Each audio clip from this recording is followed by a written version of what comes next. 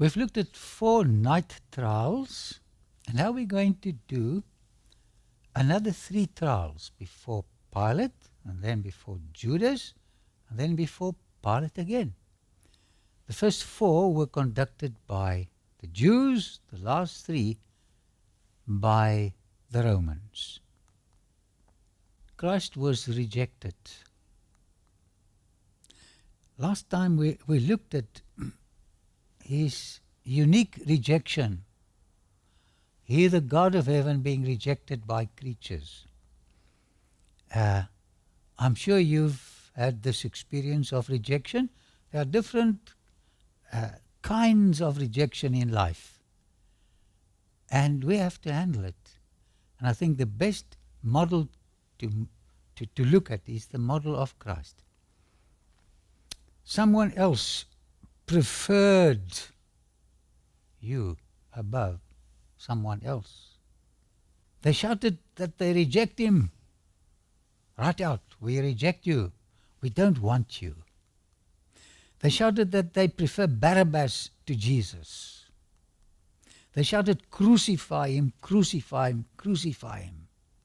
Take your rejection to Christ for comfort. And go through the pain. Pain has got a way of healing as well. Luke 23, verse 22, then he said to them the third time, why, what evil has he done? This is Pilate. I have found no reason for death in him. I will therefore chastise him and let him go. So they came to Pilate with a long list of reasons why Christ should be crucified, died. And then he said, but I find no fault in him. But to satisfy you, I'll chastise him. Verse 23, but they were insistent, demanding with loud voices that he be crucified, not lacerated, but crucifixion. This is all we want, Pilate. And the voices of these men and of the chief priests prevailed. Did Pilate really chastise Jesus? Because this was a very cruel type of punishment. Let us consult another witness. John, come and tell us. He says in 19 verse 1, so then Pilate took Jesus and scourged him. So 2 people confirm this. Eusebius mentions the incidents in Smyrna where people were chastised in such a way that their intestines were visible. Isaiah 53 verse 5, but he was wounded for our transgressions, he was bruised for our iniquities, the chastisement for our peace was upon him, and by his stripes we are healed. The verse says the chastisement of our peace was upon him. Without his chastisement, we would never have enjoyed peace. We would never have had the joy of experiencing the pleasant emotion of peace, was it not for the fact that Jesus was chastised. So whenever you have the emotion of peace, you can take it back to the time when Christ suffered for you. So peace was bought at a tremendous price. May we never forget what a tremendous price Jesus paid for our peace and for cleansing us of our sins. May we always abhor the ugliness of sin that caused the inhumane treatment of Christ. Mark 15, 16 to 18. Then the soldiers led him away into the hall called Praetorium. And they called together the whole garrison. And they clothed him with purple, and they twisted a crown of thorns, put it on his head, and began to salute him, Hail, King of the Jews. So just about the same treatment he received in the judgment hall of Caiaphas, he now receives again in the praetorium. Verse 19, then they struck him on the head with a reed and spat on him. Second time of spitting. And bowing to the knee, they worshipped him. This was mocking a king. This was how they crowned a king in the Roman times. But what they actually did, they crowned Jesus as the King of salvation, the King of patience, the King of forgiveness. The Gospel of John says that every time they mocked him as the King of the Jews, they also smacked him in the face. They kept on smiting him in the face. This was an ongoing exercise. What a humiliation. They spat on him at the courtroom of Caiaphas, and now he's getting it again. They kept on smacking him, spitting him. Happened to you? What a humiliation. They grabbed the reed that they placed in his hand, a scepter, and struck him on the head. You know, he had a crown of thorns on his head, so it just penetrated a little deeper.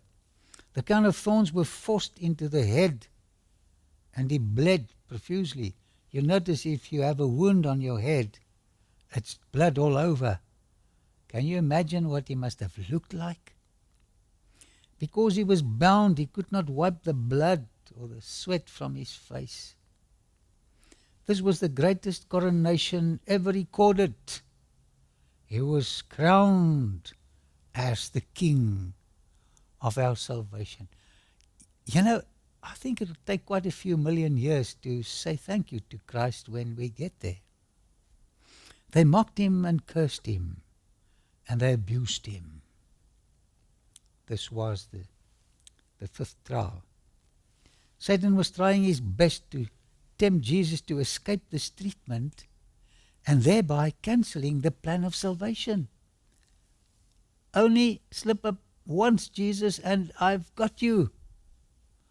But Jesus was focused. He saw your face and mine. He decided he cannot slip up in one minor point. Would you tolerate abuse if it was in your power to stop it? Would you allow the scum to spit in your face if it was in your power to prevent it? You know, we've got a legal system and we take people to court. Jesus decided to pay the price for our salvation, and nothing could deter him. He'll stick it out for you and me. Our salvation was of greater importance than his humiliation and treatment and death. Do you realize how much he loves you? Do you realize how much he wants you to be with him forever? The second thing the devil wanted to accomplish was to get Jesus to retaliate. If Jesus would only fail once, then his sacrifice would not be perfect and the plan of salvation would be ineffective and we would be lost, the entire human race. How should we as sinners thank him for the price he paid for our salvation? The greatest sign that Jesus possessed divinity was not only his miracles, his impeccable behavior during his inhumane treatment testifies to the fact that he truly was the Son of God. Never could a human being behave like he behaved under these circumstances. The cruelty of those who abused him made them lower than the beasts of the field. In contrast to their behavior, Jesus gave ample evidence by his faultless behavior that he was the Messiah of prophecy. I'm so glad I'm saved, not by what I do, but what He's done for me. I'll never make it. He has made it for me. And we just have to accept the gift and treasure it. It was as if the heavy surges of wrath, rising higher and higher, like the waves of the boisterous ocean, broke about him, but did not touch him. He stood silent, but his silence was eloquence. The blood flowing from his wounded head was the oil that anointed him as our great high priest. Why did Pilate fetch Barabbas from jail to pose next to Jesus? So here you've got a picture of Pilate. On this side was Barabbas. On this side was Jesus. By lashing Jesus with 39 stripes, he endeavored to elicit their sympathy. He failed, and they only became more bloodthirsty. John 19:4 and 5. Pilate then went out again and said to them, Behold, I am bringing him out to you, that you may know that I find no fault in him. Then Jesus came out wearing the crown of thorns and the purple robe. Can you see him? And Pilate said to them, Behold the man, ecce homo, Latin. Behold this man. Have you ever seen somebody like him? On the Via Dolorosa you can visit the Ecce Homo Arch. On the Via Dolorosa, with its different stations, it was here where Pilate contrasted the sinlessness of Jesus with the vileness of Barabbas. This is the archaeological site, the real site. I often went into this chapel, Ecce Homo Chapel, to relive what happened here. Pilate exposes his back so that they could see what it looked like. So he turned Jesus around so that they could see his back lacerated. This was the first laceration of 39 lashes in the power of Pilate. Remember, he had another 26 on his chest. What a sight. They look at this. Would this affect them? Jesus wore an old blood-stained purple garment and a crown of thorns on his head. He paid a tremendous price for us. Signs of pain and exhaustion was clearly visible. He only had food and fluid during the Passover meal. He is dehydrated now, and a loss of blood. This was a terrible sight. But never before did he look more attractive. What a paradox. He looked so attractive in spite of his situation. Out of that battered body shone a divine tenderness. His body language was proclaiming godly status. Not the slightest animosity towards his enemies. Unbelievable. The people couldn't take this. Tender sympathy and love from his pain-filled, weary eyes reached the people in front of him.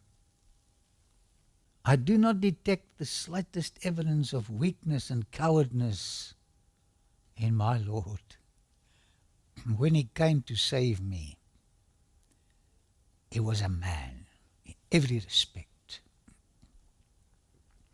He posed with royal dignity next to Pilate and Barabbas. Can you see the three of them? Can you picture the contrast between Christ and the prisoner Barabbas? Every line of the countenance of Barabbas proclaimed him the hardened ruffian that he was. People could compare the faces of these three. Some of the spectators were weeping.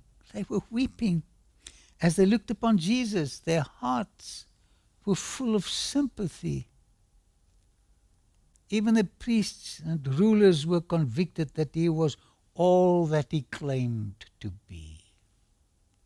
Listen to John's account just before Jesus was crucified. Verse 6, chapter 19. Therefore, when the chief priests and officers saw him, they cried out, saying, with a loud voice, a demonic voice, "Crucify him!" Pilate said to them, "You take him and crucify him, for I find no fault in him." 7 and 8. The Jews answered him, "We have a law, and according to our law he ought to die, because he made himself the Son of God." Therefore, when Pilate heard that saying, he was more afraid. 9 and 10. And went again into the praetorium and said to Jesus, "Where are you from? I've never seen someone like you. Where are you from?" But Jesus gave him no answer. Then Pilate said to him, "Are you not speaking to me? Why don't you speak to me? Do you know that I have power to crucify you and power to release you, Jesus?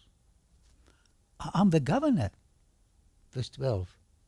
From then on Pilate sought to release him. But the Jews cried out, saying, "If you let this man go, you are not Caesar's friend." Oh, his position. "Whoever makes himself a king speaks against Caesar." 13 and 14. When Pilate therefore heard that saying, he brought Jesus out and sat down in the judgment seat in a place that is called the Pavement, Lithostratos, but in Hebrew, Gabbatha. Now it was the preparation day of the Passover, and about the 6th hour. And he said to the Jews, "Behold your king." Ecce homo, Latin. But they cried out, verse 15, "Away with him! Away with him! Crucify him!" Pilate said to them, "Shall I crucify your king?" The chief priests answered, "We have no king but Caesar." Barabbas was set free, and Jesus, verse 16, then he delivered him to them to be crucified. Then they took Jesus and led him away. Now, was there really someone like Pilate? Loretta sits at the ancient amphitheater at Caesarea. This is where a tremendous discovery was made in 1961. This broken stone was part of an altar dedicated to Caesar Augustus. And here they found the name of Pontius Pilate. While looking at the name of Pontius Pilate, I realized anew that the account of Jesus and his death on the cross is authentic in more than one way. There was a Roman governor by the name of Pontius Pilate. There was someone called Jesus who died on a Roman cross to save you and me.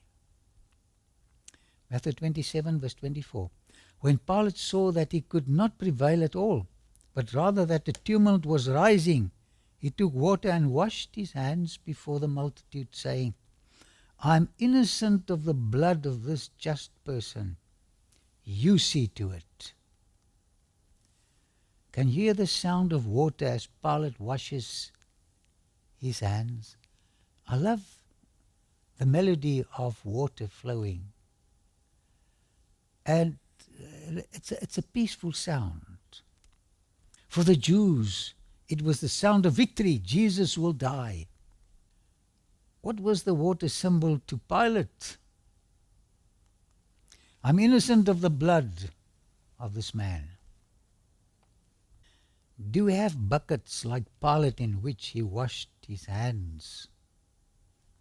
To Jesus it was the sound of death, rejection, condemnation. Verse 25, and all the people answered and said, his blood be on us and on our children. And this happened. Verse 26, then he released Barabbas to them, and when he had scourged Jesus, he delivered him to be crucified. This was the first 39 lashes. Would more be administered? If Jesus did not receive a special body, he would have been beaten to death. 1 Peter 2 verse 24, by whose stripes you are healed. Molupe, is it singular or plural? It's singular. His whole body was one big wound. Not only 104 lashes, his entire body was just one big open bleeding wound. What a lesson can I learn from the way Jesus behaved himself? The crueler they treat him, the kinder he behaved. And us? Do I become kinder when people scold at me? Does my peace increase when I'm falsely accused? When I'm treated like Jesus, do I become bitter or better? At Calvary, Jesus died in the greatest loneliness, rejection, and pain. I had the privilege of climbing Calvary 3 times. That's when I was still a young man. And recently I managed to get up there. It's a Muslim graveyard. It was here that the price for my sin was paid. It was here where God revealed his unselfish love for me. How do I say thank you? Please tell me. I really don't know. I visited this cemetery in London, Bunhill Fields. The rejectors, the outcasts were buried here. I love the music and the lyrics of Isaac Watts. He says, when I survey the wondrous cross on which the Prince of Glory died, my riches gain I count but loss, and pour contempt on all my pride. Since I who was undone and lost have pardoned through his name and word, forbid it, Lord, that I should boast, save in the cross of Christ my Lord. See from his head, his hands, his feet, sorrow and love flow mingled down. Did ever such love and sorrow meet, or thorns compose so rich a crown? With the whole realm of nature mine, that were a tribute far too small, love so amazing, so divine, demands my life, my soul, my all. Jesus says, I've given my all. What would you like to give me? Father, all we have to give is our sinful self. But thank you for accepting us in the mess we are. Thank you for changing us. Thank you for preparing a heavenly home. Amen.